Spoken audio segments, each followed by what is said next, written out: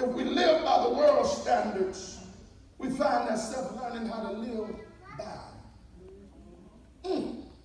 Learning to live captive. Being a prisoner of our situations. Anybody ever been there? And anything that cripples me or binds me is not of God. There's work to do, but the work starts with Him working through me. Jesus asked the disciples, who do men say that I am? The disciples of Christ. For us, it's important that we have a revelation of who He is. Not a denomination, not my affiliation, not the who's who or where I think I'm going or where I've been, but I've got to have a revelation of who Jesus is to me. And your journey may not be my journey, but whatever your journey is that He's taking you on, walk therein. Stay the course. After you've done all to stand some more. Because His word is true. And listen to this. We are surrounded by such a great cloud of witnesses. There's some folk right in here today that can tell you, if it was just me, I would have thrown in the towel.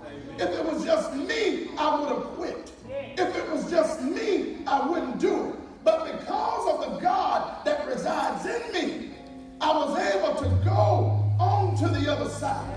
And God kept me when I wanted to give up.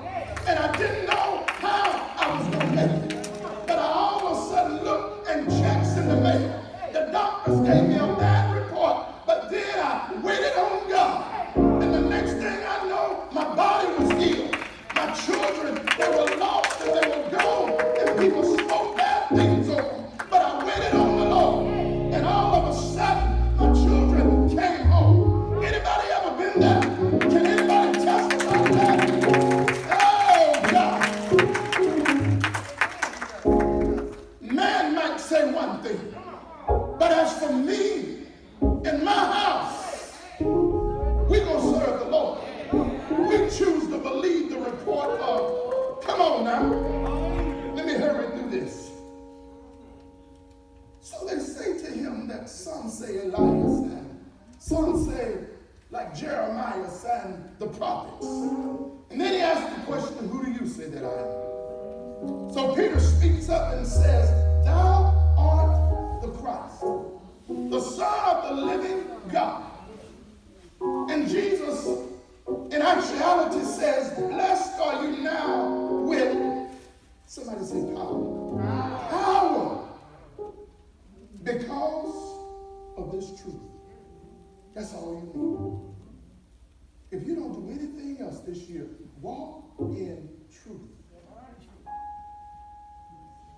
Because of this truth. And he says, upon this truth, actually the book says, upon this rock, I can build. The ability to receive knowledge or revelation of who Jesus is upon this truth, is upon this action. But listen, he goes on and he says, I will build a church. Actually, what he's saying is, I will build a people. Why? Because upon this truth, I can connect. And whatever he can connect to, he can build on it. See, there's some stuff that he can't connect to. Not that he'll just leave you because of what you're going through, but right now, because you're so caught up in you, you're so caught up in your situations, he can't plug into you. So you're disconnected.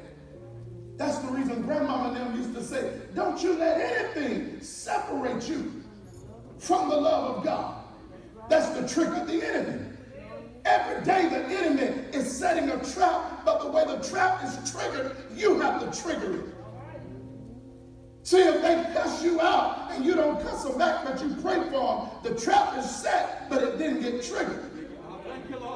If they talk about you and you don't talk about them, the trap was set, but you didn't trigger it. Hallelujah.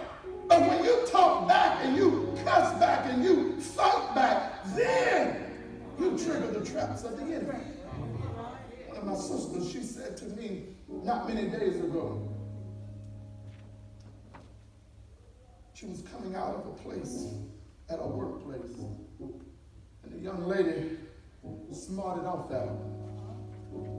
The young lady said some